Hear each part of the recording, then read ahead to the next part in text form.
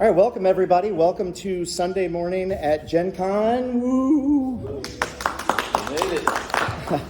And we are here for a very interesting panel on Trustworthy AI. My name is Chris Bell. I'm the managing editor of Athos Arts, a small press out of Detroit. My background before being a publisher was in computer science. I'd like to speak just a little bit about what this panel is going to be about, and specifically what it's not going to be about. When we think of, especially in the creative community, when we think of AI, we currently now jump to generative AI. We're thinking ChatGPT. We're thinking art. We're thinking words that are generated. And I am also the chair of the Writers' Symposium. And I am going to speak unequivocally about that we stand with writers, that the current state of generative AI is wrong. It's unethical. And so we're not going to talk about that because that is currently sucking all of the oxygen out of the room. And we are privileged this weekend to have with us a bona fide talking PhD level AI scientist in Ava Kelly from Norway. And Ava has put together a slide deck, and I'm going to I'll let the panelists introduce themselves to have this discussion as Ava goes through the slide deck. And I think we might not have time for questions at the end of this, but we'll play it by ear, and I'm looking forward to this. Thank you. So, Karen, you want to start? Hi, I'm Karen Menzel. I'm a writer, and I'm a teacher at Iowa State University, where we use a lot of AI. We're starting a new game design major. For those of you who are thinking about game design, Iowa State will be having that roll out in the next year or so. And my partner is an AI scientist for Agilent, a big medical company. Thank y'all. My name is Dejan Sneed out of Atlanta, Georgia. I'm a game design and game developer, also educator in the space of gaming and AI, 4 global fellow in AI and game design for education workforce development, and working with MIT Scratch Foundation for K-12 education. Thank you. And I'm Ava Kelly. I am a systems engineer by formation, and I work as a researcher at the University of Bergen. The name I use for my research is Monica Patrascu. So if you search for my name, you have to search that researcher name. It will be on the last slide. I have worked with artificial intelligence since early 2000s. So it's been over 20 years already, and I have seen the field change a lot in these 20 years. I have worked with mobile robots, with smart building automation, with trying to build models of cities and trying to understand how animals behave. And I have now moved to Norway, and I'm working in medical applications of AI, specifically trying to design tools that can help us better measure symptoms of diseases. But we will talk about that in particular later on. I wanted to start this session by clearing out the air, let's say. So when we say artificial intelligence, it really depends on the mass media of the time, and that the mass media is driving the understanding of what AI means at a certain point in time. 2 decades ago, it was something else. Today, it's LLMs. But the field of artificial intelligence is a really vast field of science and technology. And here you can see one representation that is for sure not exhaustive of what can happen in AI. And if these words are really small, it's because there's just so many of them. And if you search online for map of AI, you will find at least 30 versions focusing on one particular branch of this field. For instance, robotics, or playing chess, or self-driving vehicles, right? So I really like this one because it also shows, for instance, these 3 things. They are psychology, linear algebra, and dynamic programming. And if you think about linear algebra, it's like x plus 2 equals 7, what is x? Right? This is like high school level stuff. How is that AI? Well, AI is basically made of a bunch of other fields such as computer science, mathematics, physics, mechanical engineering, electrical and electronic engineering, and so on, including biology, neurosciences. And it has become a huge umbrella for a lot of stuff that we have designed over time and are using today. So I want us to keep this in mind going forward in this session today. So, what is actually AI? Artificial intelligence. This field is about 70 years old. In the beginning, researchers wanted to emulate human intelligence, right? To have that machine that is created by man, it is not a man or a woman, or a non-binary person, that thinks like a human being. But things didn't really go their way, and also they didn't have the computing power to try to build these kind of systems at the time. And in the past 50 years, there has been a shift from the idea of emulating human intelligence to assigning these machines their own form of intelligence, which is called synthetic. And this happened because at some point in time, people discovered that animals can also display their own type of intelligence, right? So it wasn't only just Homo sapiens, the one who can think. And we went from trying to think in machines to behavior, to the idea of emulating behavior, such as ant colonies who know how to find food and know how to remember where they found the food by using pheromones, right? And so, what is an intelligent machine, which is what we colloquially refer to as an AI nowadays?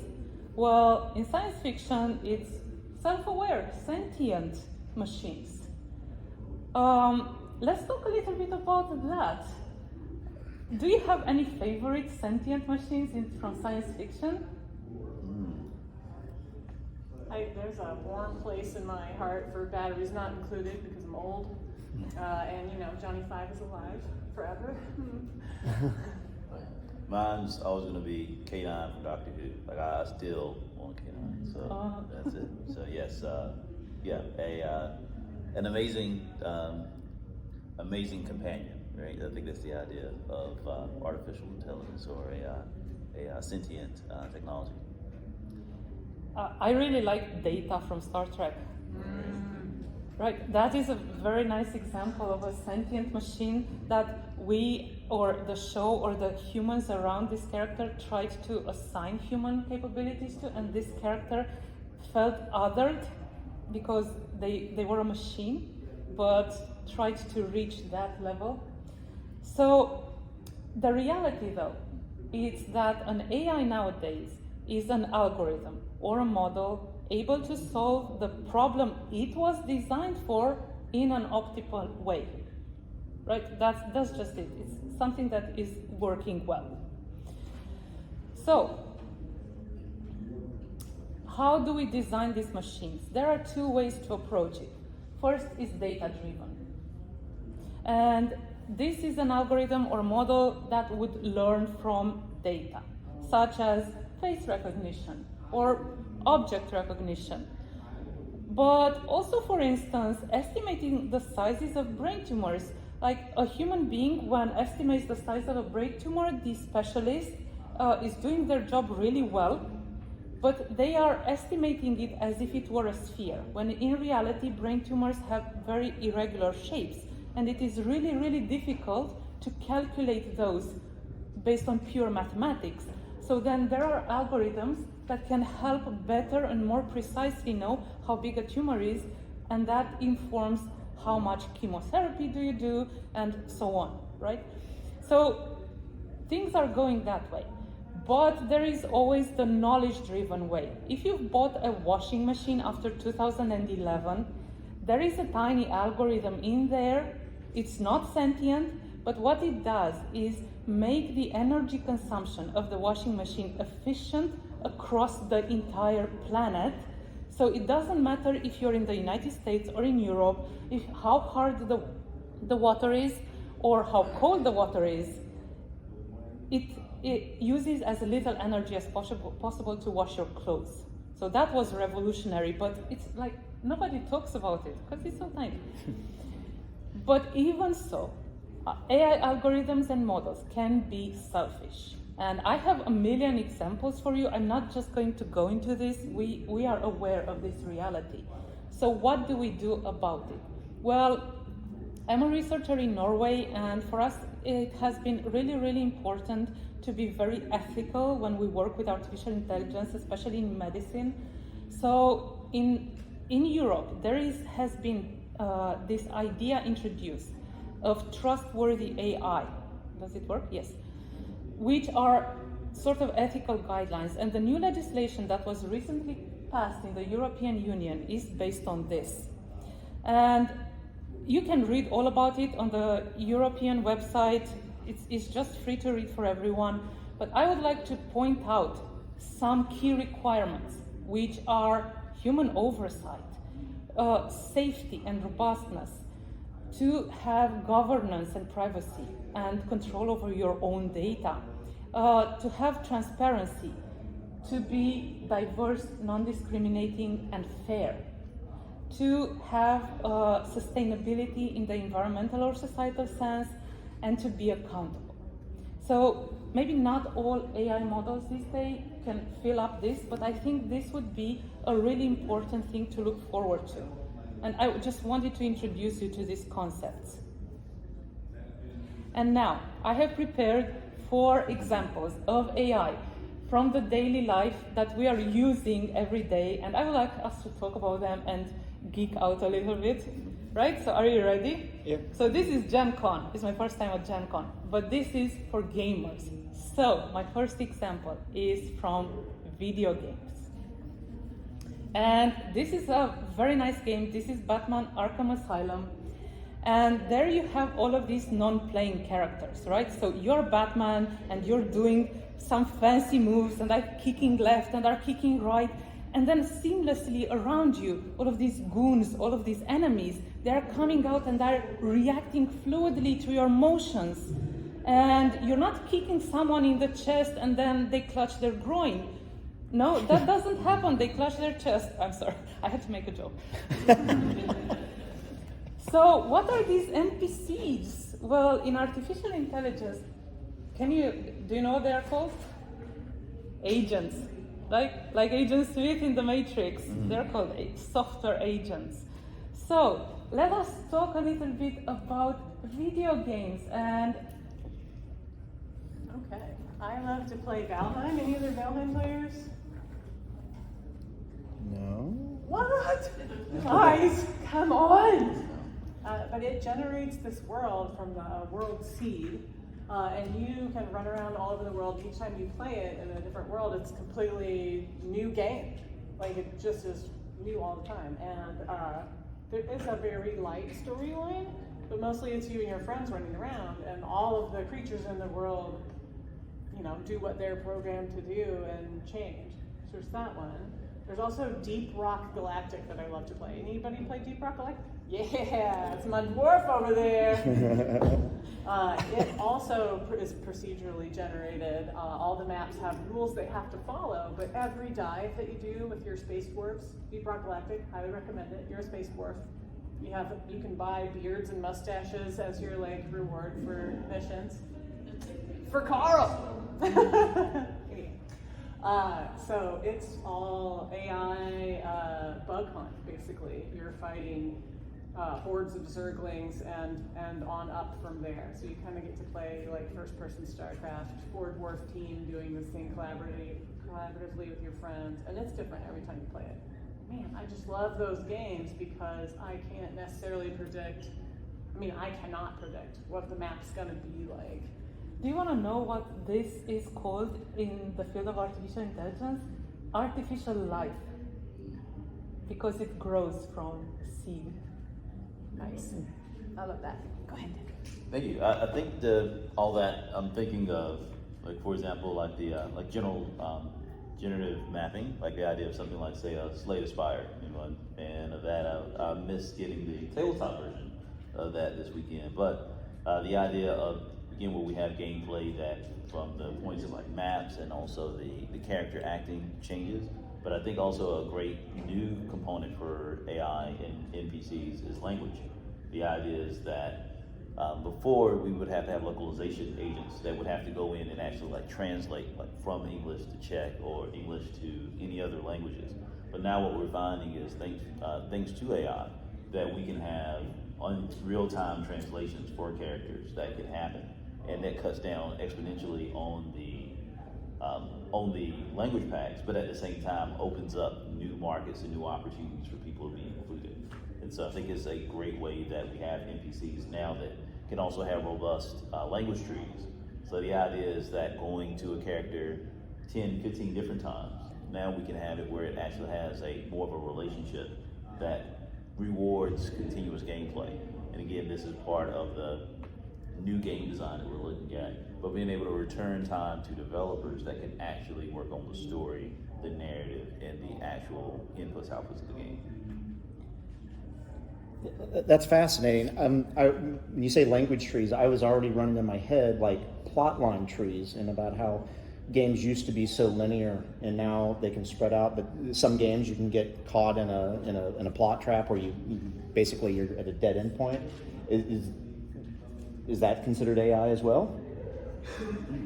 Good question. Like how the game plot adapts to your decision making?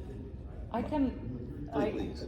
So before you answer, I can give you an example of a thing that was considered intelligent, and that is ticketing. When you submit a bug or a ticket to a company to solve something.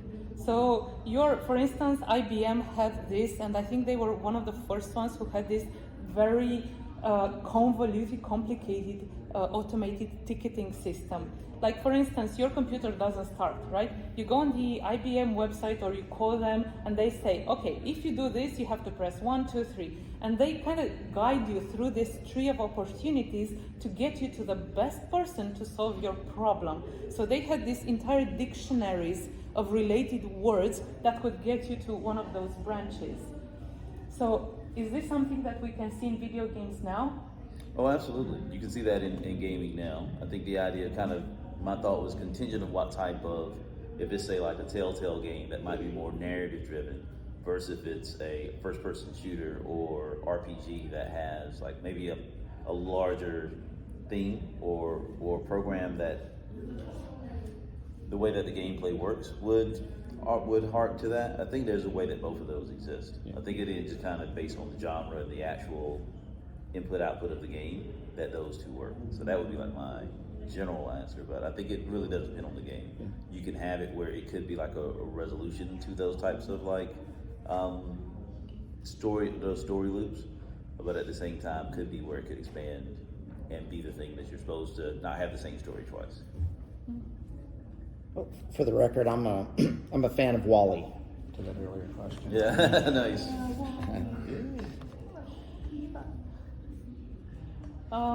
So in video games, there is also this thing where the industry has worked really, really, really hard on seamlessness of the visual part of it. And while we don't think, okay, but it's just things that are moving on a screen, it's kind of like an animation, but not for games. For video games, this animation has to be created in real time as your controlled character does something. Everything else has to regenerate the entire animation in real time, because not two plays will have those NPCs in the very same position. If you're playing a newer game, if you're playing an older game, you can see them. They are kind of like only have like one movement or so on. And they have worked really, really hard to do that. And this animation is not generated by generative AI. There are other kinds of algorithms there that fluidize this. So they have animators working on all possible types of movements. And then when they render it, they kind of like take micro movements and put them in a sequence to generate this fluid motion. Does it make sense? Yeah? So that's a kind of different type of approaching generation of, animations. Should we move on to the next? Yeah, let's go on. Yeah, given the time, I think there's some. I really want to hear this. Evolving music from music theory. So this is an example. This is something that I created with one of my bachelor students. His name is Octavian, and we both discovered we were like music nerds. I studied music, he studied music, and he came and asked, "Hey, can I make my bachelor thesis like be about music and some sort of intelligence?" And I'm like, "Yeah, of course, let's make it." And we designed an algorithm that can generate a music melody without learning from other music, but only using the concepts of music theory, which we can study in school. They are in books. We can learn about them. People have done this. And in music theory, for instance, we learn on how far apart notes have to be to sound harmoniously to the human ear. And I would like to play you the song that he presented to his bachelor committee, and he got a very good grade on it. I am hoping you can hear it. I want you to listen.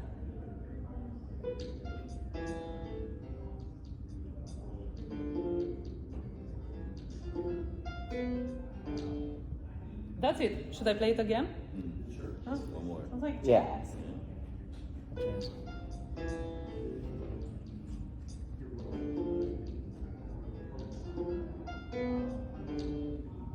I think this sounds more like jazz because the synthesizer that he used to like generate the actual sounds was set on the jazz setting. But what have you noticed about this song? It kind of like, it doesn't sound bad, right? But it also doesn't sound good. It doesn't bring you, it doesn't tell you anything. It's just like a bunch of notes. Okay, it can be a jingle, right? And what is lacking is human creativity. And my point with this example would be that we can generate things without stealing data, right? We can use our knowledge to make AI, but we still need a human touch there if we want to create art. So what do you think about this? I think for the component, as you say, I think the artist, the idea of the imagination, right, is that an artist needs as much time or opportunity to be able to create their craft as a component. I think AI as a complement to that is really where we're seeing like the future of this collaborative space, where this technology again empowers the artist to be more of an artist, less than try to be a competitor. It's more of a collaborator. I think that being able to bring in really the workload or that work time is really where the sweet spot is being able to research, renew, and regenerate ideas, in a collaborative space where maybe they don't have the resources, the time, but have the talent, and has really been able to maximize opportunities in that sense. So I think that's great, particularly in music, where again, some of that can be cost prohibitive, but it's such an essential part to where we are as just in speaking of humanity. So what you said, with this example, is good, it's not it. That the human element would be the touch that would allow this to be a great piece. For me, going back to video games a little bit, in Deep Rock Galactic, you can get a special thing where you can convert one of the aliens into your pet, right? And then it behaves in a different set of rules that are still similar. And what I like as a gamer for that, and also Valheim, you can trap wolves and throw food at them until they're your friend. And my Valkyrie used to run around with like 50 wolves following him, and I was like, yes, I have arrived. Anyway, but like me against the machine to try and figure out how the algorithms work for the wolves so that I can trap it without being eaten, and then train it and then get it to follow me and know when it's going to run off and die versus when I'm going to be able to channel these things. And in Deep Rock Galactic, you also need to be careful of your pet. How many of you played a video game where you had a pet? World of Warcraft, where, yeah, right? Like, you learn how is this going to react, and you're working together with the AI to learn how it works and outsmart it. Which, in Deep Rock Galactic, I play the driller. What do you play? Usually the gunner. Oh, yeah, gunner. Thank you for your service. But as the driller, nobody likes to play the driller except me, because you can go right through walls, and then you can fool the AI because it will get confused by the tunnels you have made. Also, your teammates will, but that's their problem.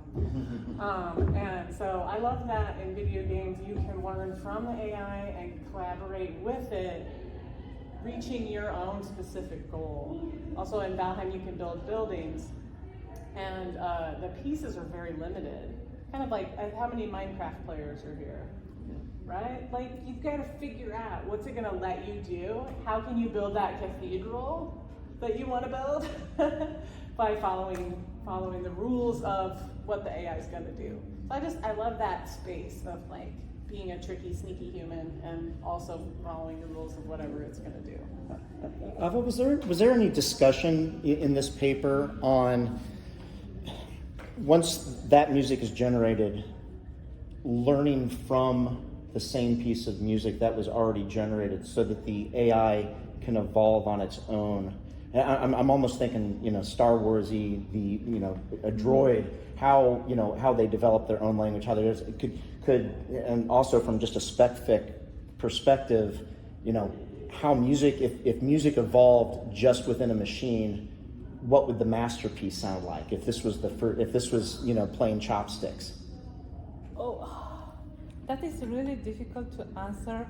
What I can tell you is that after we did this, we met with a human music composer who composes electronic music, and we talked about this, and he was very excited about this because he said, okay, this can help me. I can start from random notes to see where it takes me and get new ideas, but I can also start with my own song. Something is just not clicking right with it, and I would like to explore all the possible ways it can go. I would like to make that song be more moody, more mourning, more melancholic, or I would like to explore in a more joyous way.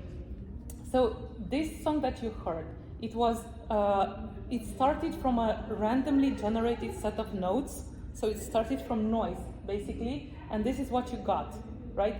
And we have not tested it. This was in 2014, and I've not worked on this more. But my assumption is that if you start with an already existing melody that you yourself created, not taken from someone else, to be clear, you can explore what that melody could be if you evolve it long enough in different ways, like you evolve maps. And you can put in the rules of this evolution and where you want it to go. And by evolution, I mean like actual evolution. This algorithm generates a set of songs and then looks at them, says, is this song fitting what my master, which is us, the users, wants? And says, oh, this one doesn't, this one doesn't, this one doesn't, but these three do. And then I'm gonna just pair them up, let them make children out of bits of themselves, and then evolve them again and again and again until you get to somewhere you want. So this is called evolutionary computing, and it's inspired by how the natural world kind of evolved over time. I think this is fascinating. I'm not sure if this answers your question. It did. I mean, what I'm hearing is that music you just played was an evolution. It started with just noise, and it evolved and much faster than we would do it. Yeah. So that's fascinating. Is there anything in literature that you like to read that maps that? Something unique that you've read about where something a computer or an android or something has evolved in a way different than you would think a human did, and it made it a creative enjoyment. While they're thinking, I can give you an example from a movie. I forgot the name of the movie, But there is this woman who is locked in with an AI and she has to solve a murder. And she has no information from the outside, and ultimately she fails. And by this failure, she is told, well, now you are almost human because you failed, and you're in fact an AI that we had been trying to train. And now you go out into the cosmos to meet these aliens that we humans cannot meet because we cannot survive in their environment. And that is so, you know? I don't have the words. It fascinated. The concept was fascinating because what makes us humans? We fail. Yeah, we make mistakes. I think in that sense, I'm still trying to think to an example, but I just want to echo I feel like the components that we think of when we think of like the other or more contemporary spaces of AI that is infallible, right? The idea is that it has all the access and all the opportunity, but to the same point, it's the inverse. It is us as the teachers teaching, what is not necessarily right or wrong, but it is that space of allowing on both sides that failure is where the knowledge and the growth and the development is truly capable. Might jump in the gun to talk about Black Mirror. Go ahead. Okay. So, like I said, my partner's an AI engineer for Agilent, and we were working on an AI novel together. And he's like, have you seen this episode of Black Mirror? Because I feel like it's going to really tell us. Do you guys watch Black Mirror? Do you know the episode I'm talking about? Which one? So the episode is this woman's partner dies. Yeah, I can see your faces as you're like, oh my God, yeah, that one. Yeah, so if you'd like to cry, and not like, cry a little, this is like ugly cry, right? Like you don't want to be seen by anybody. Man, they had an AI that would bring your deceased relative back to life by reading all of their texts they've ever sent you, and then the AI would text you back and forth, and eventually the person, she resists, because that's what our characters do, right? Until eventually they give in, and the story pivots. She starts talking to it, and then there's another step you can get where they put the AI into a body, and they send you this rubber body that's made of your person. And it was a really interesting transhumanist story. If you love data and you love thinking about that space and you love thinking about human fallibility and what that means for AI, it's just, I'm getting goosebumps. It's a tremendous episode of Black Mirror. I'll have to look up what it was called, but man. Be right back. That's great. Be right back. Be right back. That's right. Yeah. Black Mirror, Be Right Back. You don't need to know anything about the show. You need no background at all. It's a one-off, 45 minutes of entertainment? Yeah, I have it. Real good. Should we go to the next example?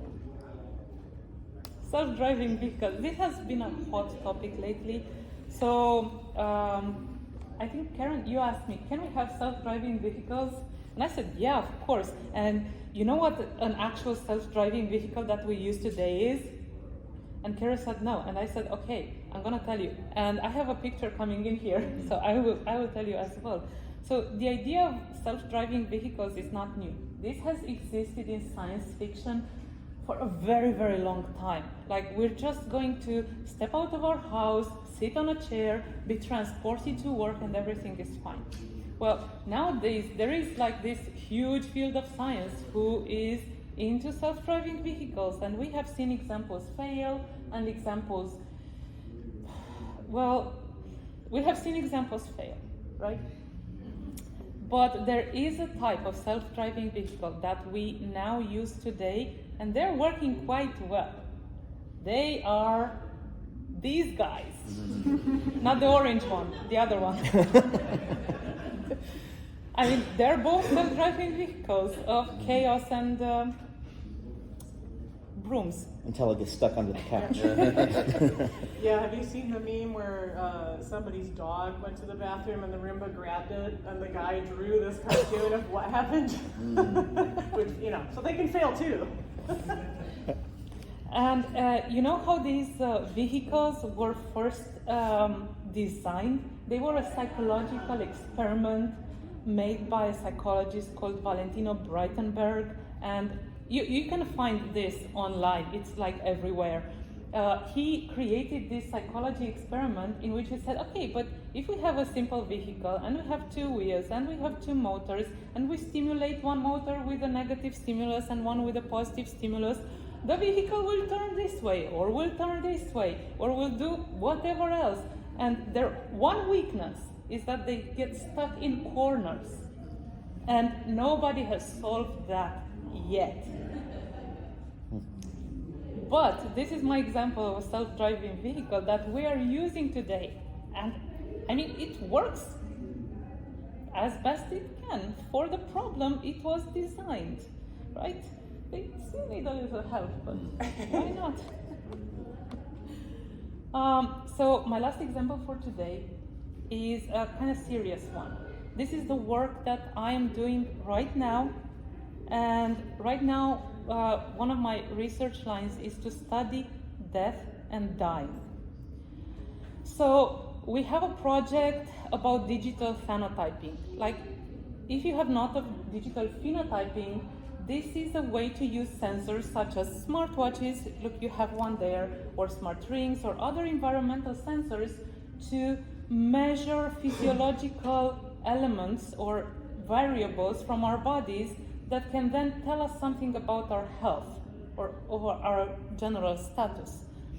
And we transform this into digital phenotyping, which comes from digital phenotyping and thanatos, the Greek word for death.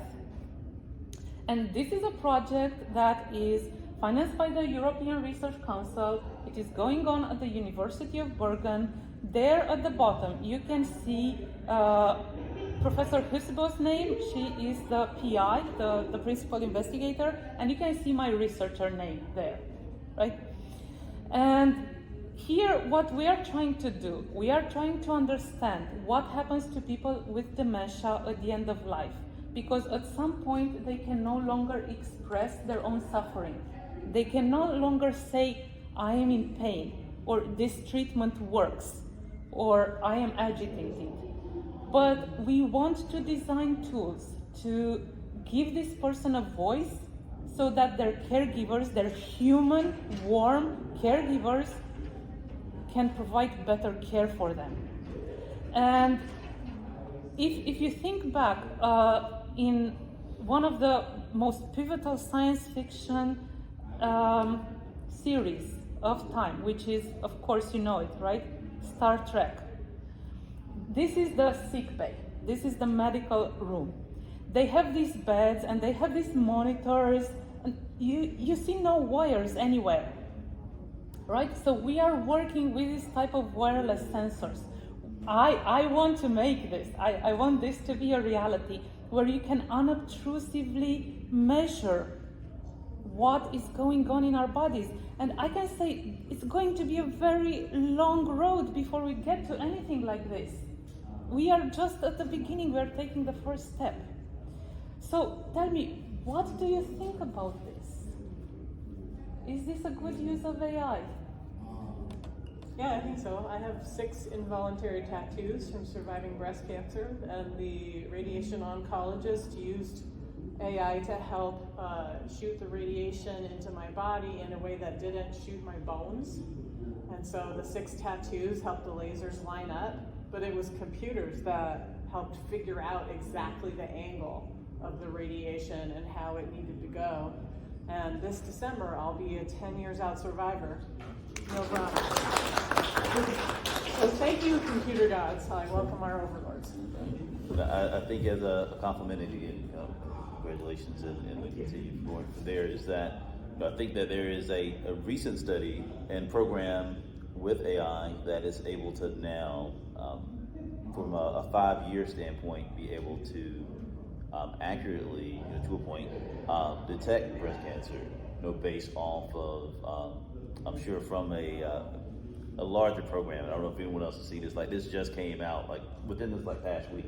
That now it's 5 years preemptive opportunity to treat that based off that research. So that I think just feels straight in line with being able to utilize this system again, because it'll return time to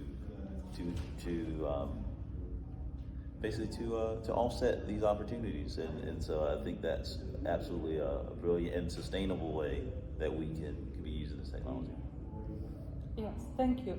And I would like you to notice that I kept these key requirements there on the slides all the time, because we have to have the ethical component. We have to make it explainable and transparent, and where people have autonomy over their own bodies and are not manipulated or simply just tricked into giving their data and so on and so on. And we are always looking at human oversight to be present, because we want to make tools, we do not want to replace people, right? So, Chris. That was amazing. I would like, in the last, we got 7 minutes left. I would like to go through with Karen and Dedrin and Ava, and I'd give us some final thoughts on how this discussion here relates to your work in working in the real world versus what Ava's talking about in academic. You know, bring it more into the engineering level of where are you most excited about as it relates to what you do in the field? Well, as you guys know, I train professors at Iowa State University, and so my students are from all the 60 different majors, most of them STEM, and they're using AI in all kinds of interesting ways. Like, I've got mechanical engineers who are using it to test different materials that are used to build things, like bridges, and find out through resonance, is this material strong enough and how long is it going to last? And that is all calculated by responses that these extremely expensive machines can return to make sure that we don't have stuff that breaks.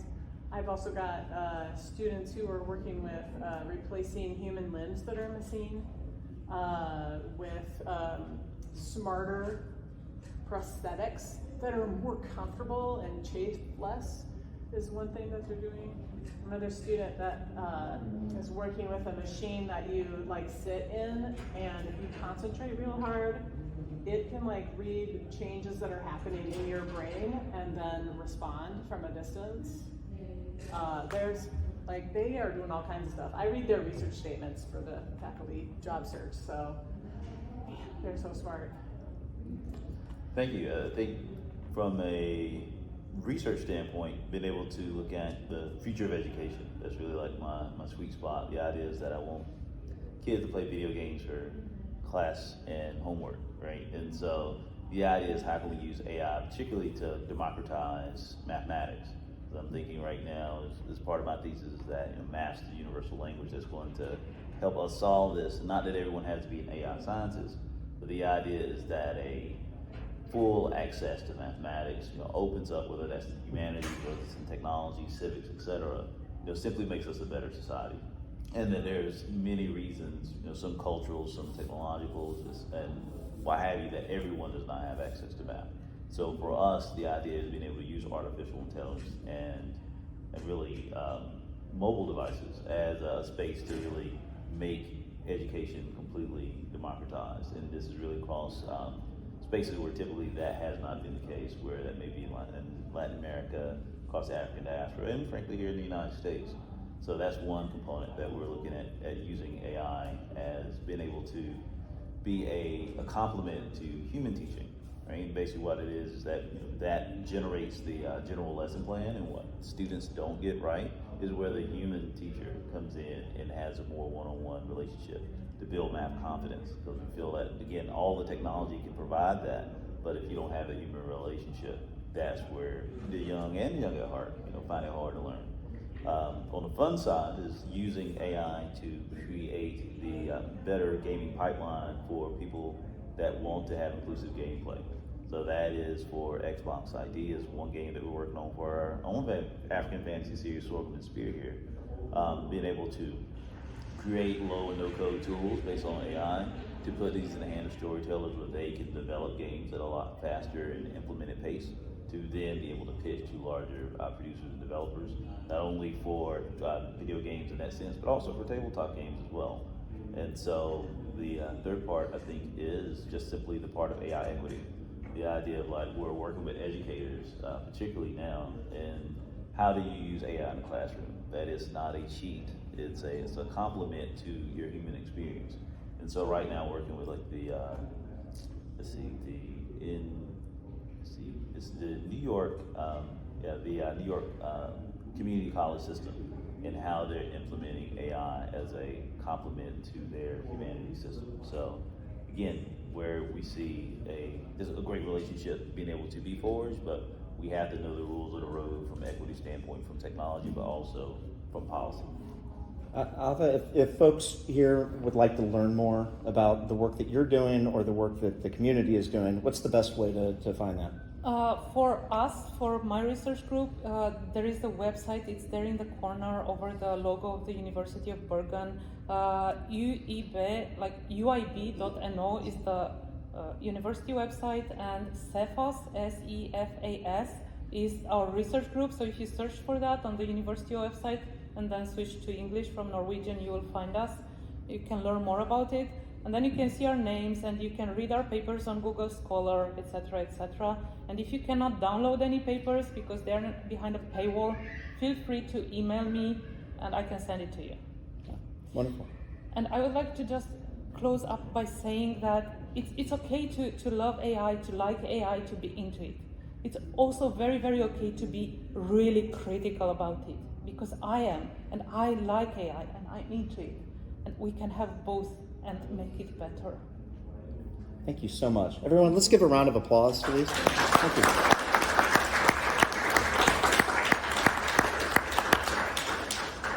you. And enjoy the last couple hours of Gen Con.